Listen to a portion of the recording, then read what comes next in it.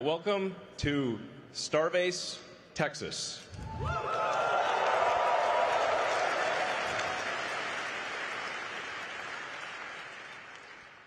This is a city, it's actually legally a city, that thanks to the hard work of the SpaceX team, we built out of nothing, and is now a gigantic rocket manufacturing system. So, and for people out there who are curious to see it, we're actually on a public highway, so you can come and visit and drive down the road and see the epic hardware. So I think this is the first time that a rocket development program has actually been on a public highway. So you can come and see the epic stuff. We're honored today to have the Secretary of War, Pete Hegseth, and much of the senior leadership of the Pentagon here. It's an honor to have them visit. We just did a tour of the factory, and I think it really helps illustrate how manufacturing and manufacturing at scale is critical to the strength of America. So, and I'll tell you a little bit just about the purpose of SpaceX. It's like we want to make Star Trek real. Okay? We want to make Starfleet Academy real, so that it's not always science fiction, but one day the science fiction turns to science fact. And we have spaceships going through space, big spaceships, with people going to other planets, going to the moon, and ultimately going beyond our star system to other star systems, where we may meet aliens or discover long-dead alien civilizations. I don't know, but we want to go, and we want to see what's happening, and we want to have epic, futuristic spaceships with lots of people in them, traveling to places we've never been to before. Yeah, that's that's the goal.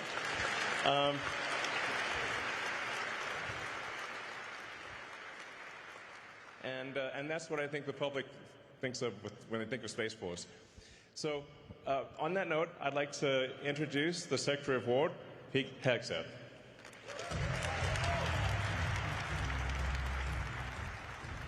Thank you. Elon, appreciate it. Thank you very much. How about this? Star Trek real. Star Trek original. Yes. Appreciate it. I love it. Well, what a tour. What an opportunity to be here at Starbase, Texas, with Elon and the SpaceX team. There's nothing like this in America. There's nothing like this in the world.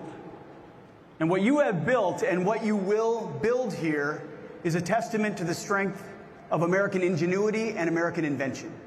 So I want to thank all of you, all the folks out here for having us today. Elon, thank you so much for hosting us, for what you built, for the vision you have for this company, the vision you have for our country, the vision you have for American innovation. I could not think of a more fitting venue to continue our Arsenal of Freedom tour and to outline today the future of technological innovation at the War Department.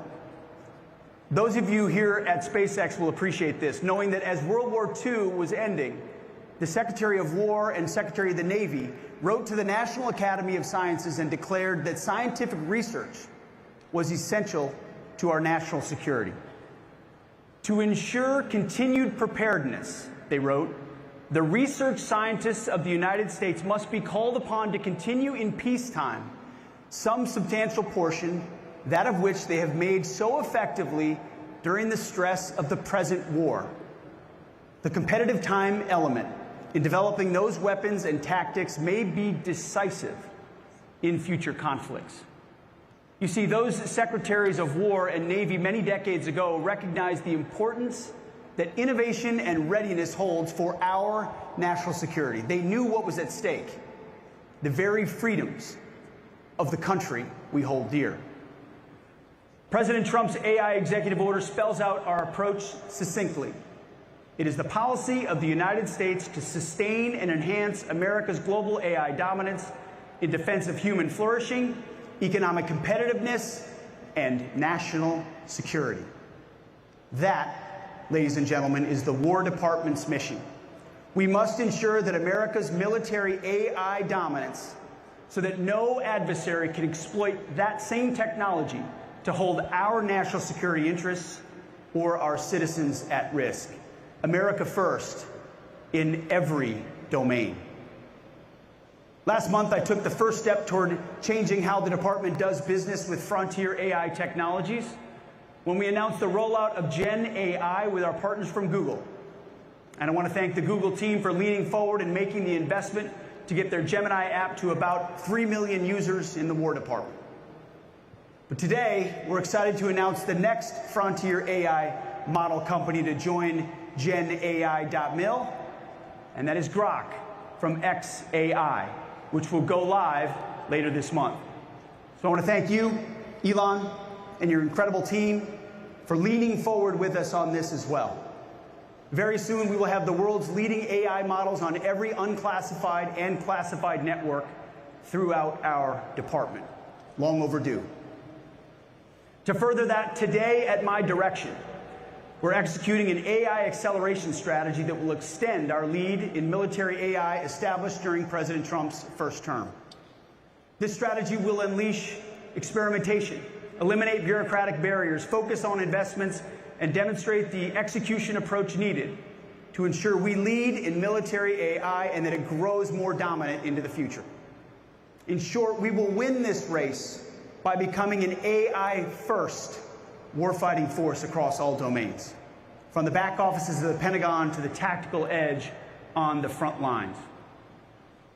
The catalyst for this acceleration will be 7 pace-setting projects focused on mission threads across warfighting, intelligence, and enterprise missions, each with a single, accountable leader, aggressive timelines, and measurable outcomes that answer a familiar question, Elon.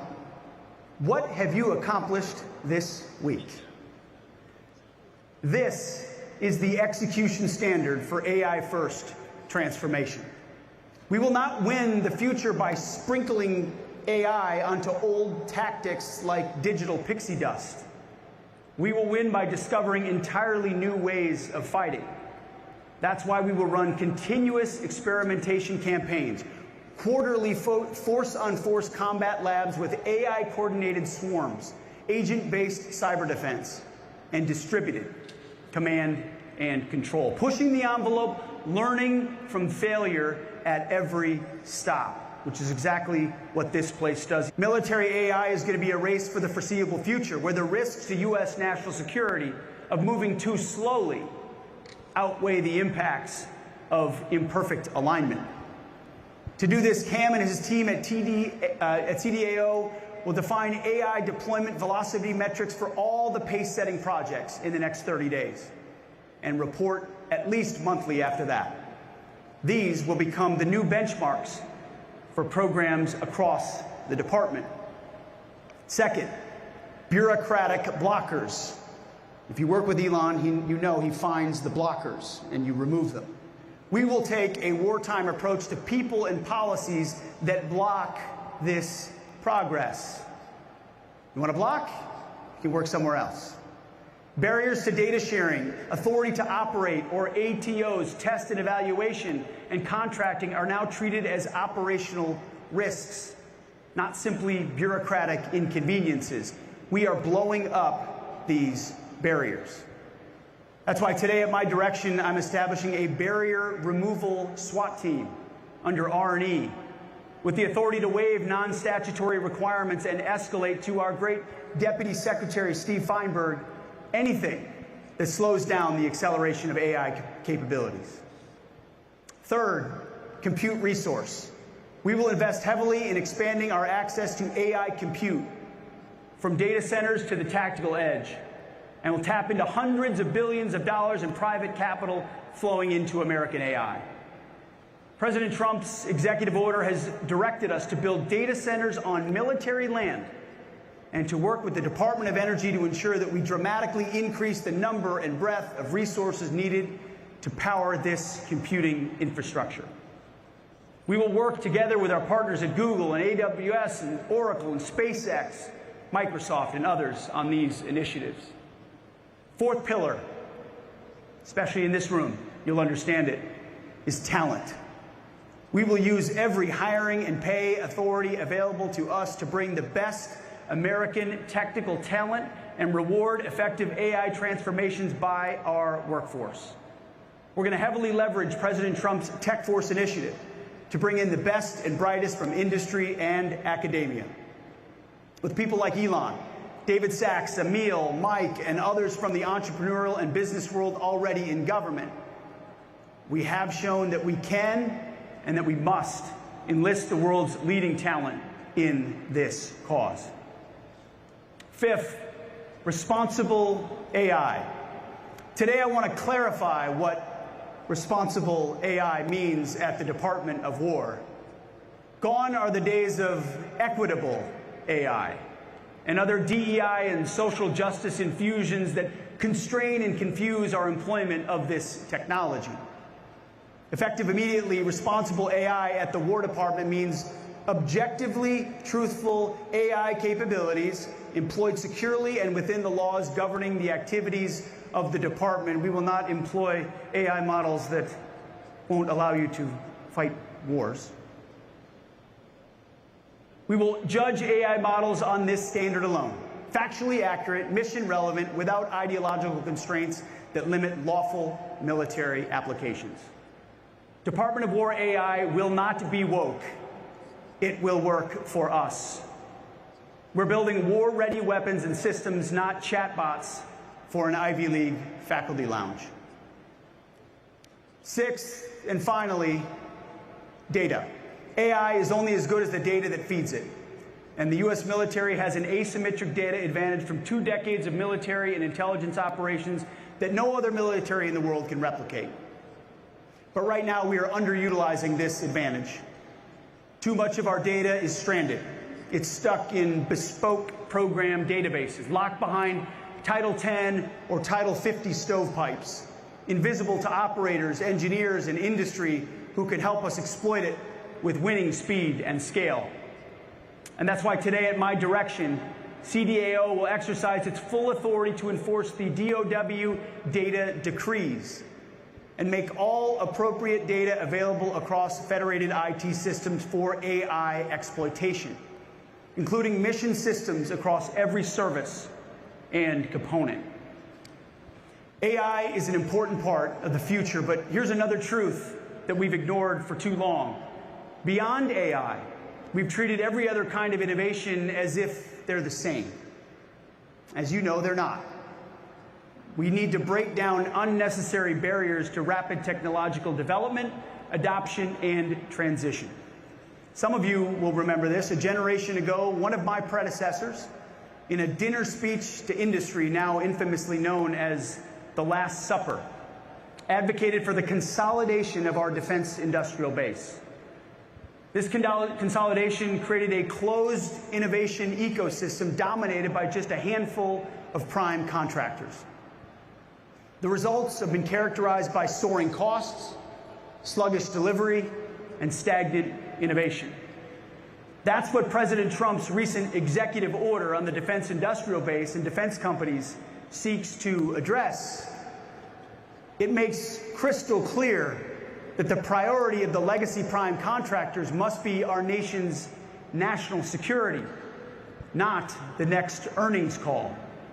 That means less focus on stock buybacks and more investment on the men and women on the factory floor. It means less stockholder dividends and more investment in infrastructure, plant, and equipment.